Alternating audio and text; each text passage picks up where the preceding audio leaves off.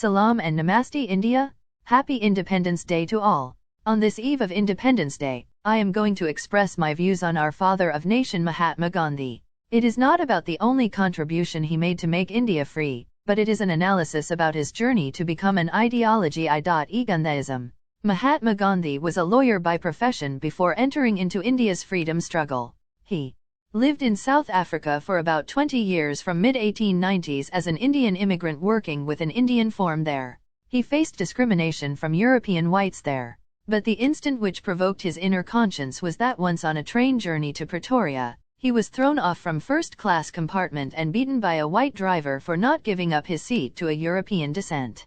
But this was just clinch in front of what he was about to confront in India. He came back to India in 1905 and understood the repulsive and tricky policy of British to gain control over India.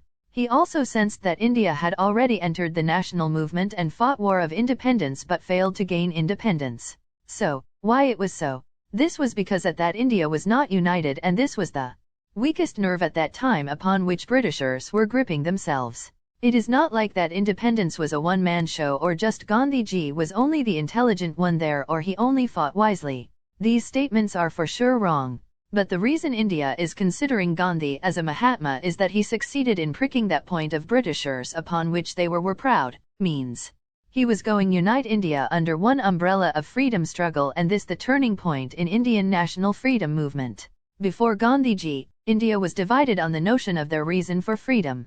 Rani Lakshmi Bai wanted freedom for her Martha kingdom, Tipu Sultan wanted it for his Mysore kingdom. None these legendaries thought about the whole India. But the reason why only Gandhiji gripped this point may be different for different thinkers.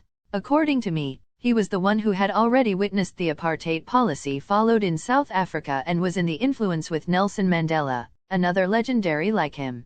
Also, he was a lawyer by background, and to be more apt, he himself faced that discrimination which provoked his thoughts, and maybe he saw an opportunity to introduce his idea of non-violence and satyagraha in Indian freedom struggle, and all these reasons encouraged him to fight without violence for India. He then decided to make satyagraha and peace his most powerful weapon and uncage the golden bird once again.